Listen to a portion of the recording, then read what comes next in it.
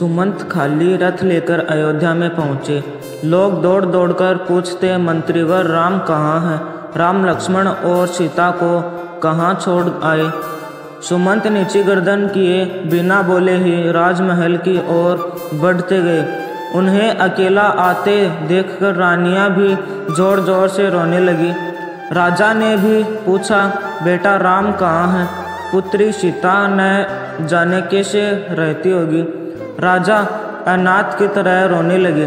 सुमंत ने भी रोते रोते सब हाल कह सुनाया। कौशल्या छाती पीट पीट कर रोने लगी। राजा दशरथ ने अपने अपराध के लिए कौशल्या से क्षमा मांगी। राम को अयोध्या से गए 6 दिन हो गए थे, तब से राजा दशरथ भी यूं ही पड़े थे। आधी रात होने को आई, तब उनका श्रवण कुमार के पिता द्वारा दिए गए श्राप की याद आई। उन्होंने कौशल्या से कहा, एक बात मैंने तुमको अब तक नहीं बताई, आज बताता हूँ। हमारे तुम्हारे विवाह के पहले की घटना है। एक बार वृषा ऋतु में सरयू नदी के किनारे में शिकार करने गया। उन दिनों शब्दवेदी बाण चलाने का मुझे बड़ा शौक था। अंधेरा हो चला था। एकाएक नदी में से हाथी के पानी पीने की सी आवाज़ आई। उसी को लक्ष्य करके मैं बाण चला दिया। तभी मनुष्य के तड़पने की आवाज़ आई। मैं घबराया हुआ वहाँ पहुँचा तो देखा कि एक तपस्वी बालक घायल हुआ रहा है। पास में एक घड़ा भी पड़ा है। वह रोते रोते बोला, मेरे अंधे माँ बाप प्यासे उस आश्रम में बैठे मेरी राह देख रहे होंगे। कृपा कर उनके लिए पानी लेते जाइए। इतना कहकर उसने दम तोड़ दिया। मैं जल लेकर आश्रम में गया। मेरी आहट पाकर उसके बूढ़े बाप बोले, बेटा श्रवण, इतनी देर कहाँ लगाई? मेरी जीभ लड़खड़ा रही थी।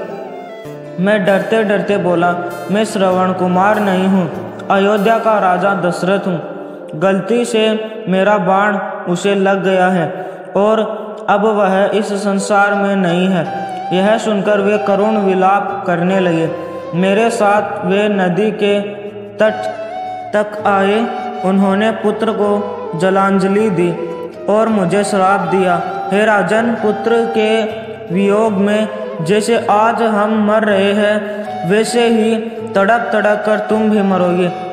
और उन दिनों ने उसी समय प्राण त्याग दिए। कौशल्या, लगता है कि उस श्राप के सच होने का समय अब आ गया है। मेरे प्राण मानो कोई खींच रहा है। हाय, मैं मरते समय प्यारे पुत्र का मुँह भी न देख सका।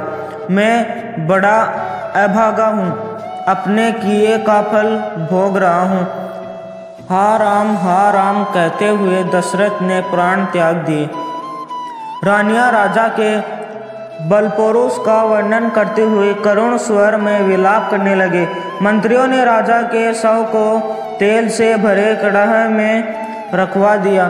फिर मंत्री परिषद ने विचार करके भरत को बुलवाने का निश्चय किया। हवा की गति से चलने वाले घोड़ों पर दूत भेजे गए।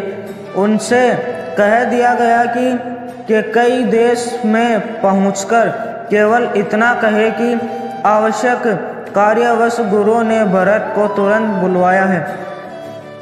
ननिहाल में भरत का मन उचट रहा था। तरह तरह की बातें उनके मन में उठती थी। जैसे ही उनको दूत का संदेश मिला, वे नाना मामा से विदा लेकर शत्रुध्न के साथ अयोध्या को चल पड़े। नदी पर्वत लांघते हुए 8वें दिन वे अयोध्या आ पहुँचे।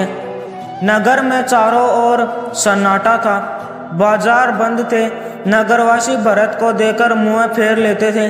भरत घबराए हुए अपनी माता के महल में गए और ननिहाल का कुशल समाचार बताकर पिता और भाई राम के बारे में पूछने लगे। कई ने हंसकर कहा, तुम्हारे पिता तो स्वर्ग चले गए वे इस पृथ्वी का सुख भोग चुके थे, उनके बारे में चिंता न करो। भरत फूट फूट कर रोने लगे। फिर उन्होंने पूछा, भाई राम कहाँ हैं?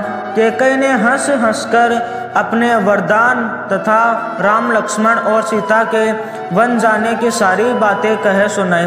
वह बोली, बेटा भरत, मैंने तुम्हारे लिए ही सब कुछ किया है। अब चिंता छोड़कर अयोध्या की राज्य लक्ष्मी का भोग करो। भरत को माता पर बड़ा रोष आया। वे बोले, पापिनी, तूने यह क्या किया? इक्ष्वाकु वंश की तूने नाक काट दी। ऐसा ही करना था तो मुझे जन्मते ही क्यों न मार डाला। इस बीच राज्य के मंत्री भी वहां आ गए थे। उनके सामने भी उन्होंने कैकेयी को बहुत भला बुरा कहा। वे बोले, मंत्रियों, आप भी सुन ले। मेरी माँ ने जो कुछ किया है उसमें मेरा कोई हाथ नहीं। मैं शपथपूर्वक कहता हूँ। यह कहकर भरत तुरंत ही माता कौशल्या के पास चल दिए और उनसे लिपटकर बच्चे की तरह बिलखकर रोने लगे। माता ने उन्हें धीरज बंधाया। फिर वे भी पछाड़ खाकर भूमि पर गिर पड़ी। भरत ने माता को भी तरह तरह से सांत्वना दी। रात भर भरत पिता और भाई राम की याद करके रोते रहे। उन्होंने माता के सामने सैकड़ों तरह की सौगंध खाई और कहा कि जो पाप कर्म कैकेयी ने किया है उसका मुझे पता भी नहीं। जिसकी सम्मति से यह हुआ हो उसकी बुरी गति हो। सवेरा होने पर राजा दशरथ का चंदन की चिता पर दाह संस्कार किया गया। भरत ने सब अंतिम संस्कार गुरु के बताए अनुसार विधिवत किया। अगले दिन मंत्रियों और नगरवासियों को बुलाकर भरत ने कहा, अयोध्या का राज्य सबसे बड़े भाई राम का है। हम आप सभी उन्हीं के हैं। राम को लौटा लाने के लिए मैं कल ही चित्रकूट जाऊंगा। आप भी चले, माताएं भी चलेगी, प्रजा भी चलेंगी और साथ में चतुरंगिणी सेना भी रहेगी। गुरु वशिष्ठ जी से भी मैं चलने के लिए प्रार्थना करूंगा। वीडियो अच्छा लगा तो लाइक करें, सब्सक्राइब करें और अपने दोस्तों में शेयर करें।